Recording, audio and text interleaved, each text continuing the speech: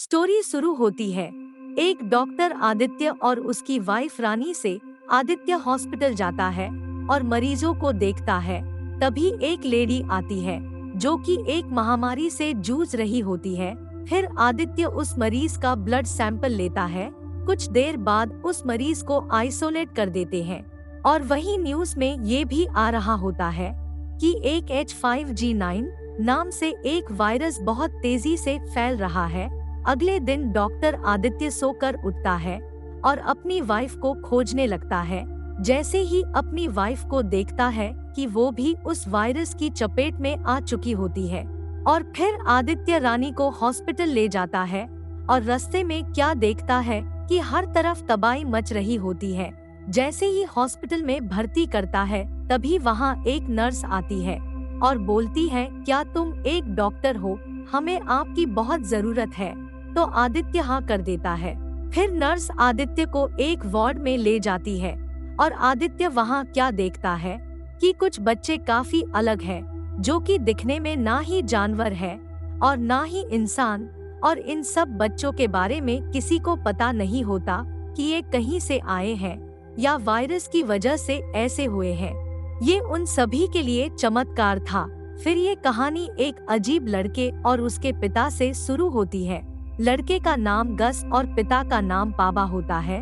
पाबा अपने बेटे गस को लेकर कहीं दूर जंगल में चला जाता है और रहने का सारा इंतजाम वही करता है।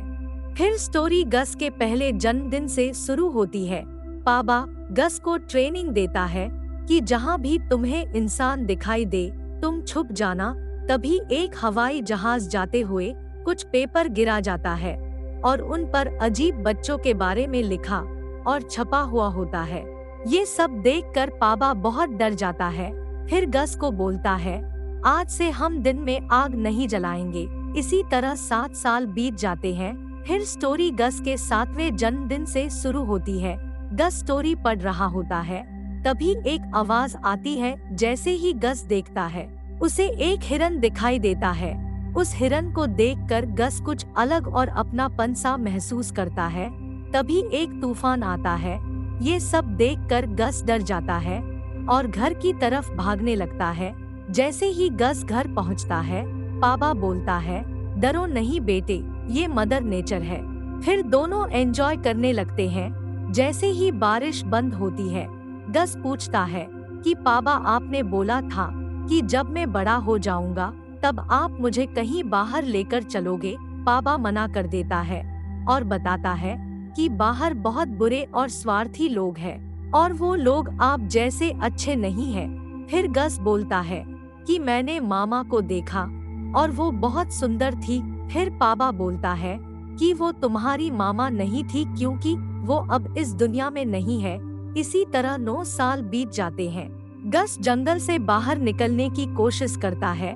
तभी वहाँ पाबा पहुँच जाता है और गस को लेकर घर पहुँचता है। तभी पाबा को एक आदमी के चिल्लाने की आवाज सुनकर उसे भगाने चला जाता है। कुछ देर उस अनजान आदमी से बात करता है और जाने के लिए बोल देता है। जैसे ही पाबा का ध्यान उस आदमी से हटता है, वैसे ही वो आदमी गायब हो जाता है। फिर पाबा की नजर पिंक रिबन पर पड़ती है। पाबा उस पिंक रिबन को ले लेता है और गस को एक सेफ जगह रुकने के लिए बोलकर उस पिंक रिबन को एक सीरम पर बांधता है और सिटी की तरफ चला जाता है। कुछ देर बाद गस को एक आवाज आती है। जैसे ही गस बाहर निकल कर देखता है, वहाँ एक हिरन होता है। गस हिरन को छूता है और बोलता है, मामा। इतने में गस को एक चिल्लाने की आवाज आती है। जैसे ही गस अपने गुलेल लेकर बाहर आता है और क्या देखता है कि पाबा बाहर खड़ा होता है। जैसे ही गस पाबा के पास जाता है, वैसे ही पाबा गिर जाता है। फिर गस पाबा को किसी तरह से बेड तक ले जाता है, जूते उतारता है और पानी लाकर पिलाता है। अगली सुबह पाबा गस को एग्स लेने के लिए भेज देता है। पाबा मर चुका होता है। ये सब देखकर गस रोने लगता है। तभी गस की नजर कीज पर पड़ती है और वो उसको अपने पास रख लेता है। कुछ दिनों बाद सब नॉर्मल हो जाता है और अब गस 10 साल का हो चुका होता है। एक दिन अचानक से गस की नजर एक मैप पर पड़ती है। और उस मैप में एक जगह पर निशान लगा होता है। गस उस निशान को खोजते खोजते उस जगह पर पहुंच जाता है। जब गस वहां खोदता है तो उसमें से एक बॉक्स निकलता है। उसमें कुछ पैसों और चीजों के साथ उसकी माँ की फोटो भी होती है और उस पर कोलोराडो लिखा होता है।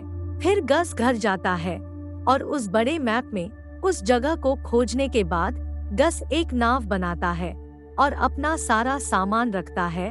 फिर कोलोराडो के लिए निकल जाता है। तभी अचानक से दो आदमी गस को पकड़ लेते हैं। इतने में गस एक आदमी पर हमला कर देता है। तभी अचानक से उस आदमी को कोई गोली मार देता है। वो तभी मर जाता है जैसे ही दूसरा आदमी भागता है। वो अनजान आदमी उसको भी मार देता है और उसका नाम टॉमी होता है। ये सब देखकर गस घर की तरफ भाग जाता है और उस सेफ जगह छुप जाता है। तभी उस घर पर टॉमी पहुंचता है और गस को बाहर निकालकर पूछता है कि तुम यहाँ कब से हो। फिर गस बोलता है, लौट जाओ उस जगह जहाँ से तुम आए हो। ये सब सुनकर टॉमी हैरान हो जाता है क्योंकि इससे पहले टॉमी ने ऐसा बच्चा नहीं देखा था। पर टॉमी गस को कुछ नहीं करता और उसे छोड़ देता है और बाहर आकर पाइप को सही करने लगता है। फिर गस टॉमी को गुलेल मारता है और पूछता है कि ये कोलोराडो कहाँ है। ये सब सुनकर टॉमी बोलता है कि तुम इस जंगल से बाहर नहीं निकलना वरना शिकारी के हाथों से मारे जाओगे। इतना बोलकर टॉमी वहाँ से चला जाता है। कुछ देर बाद गस अपनी माँ का फोटो लेता है और टॉमी का पीछा करने लगता है। फिर गस जैसे ही टॉमी को देखता है तभी बिग मैन के नाम से चिल्लाने लगता है और बोलता है, बिग मैन मुझे अपने साथ ले चलो। तो कुछ इस तरह से एपिसोड 1 खत्म होता है। मिलते हैं जल्द ही एपिसोड 2 के साथ। लाइक शेयर एंड सब्सक्राइब करना ना भूलें।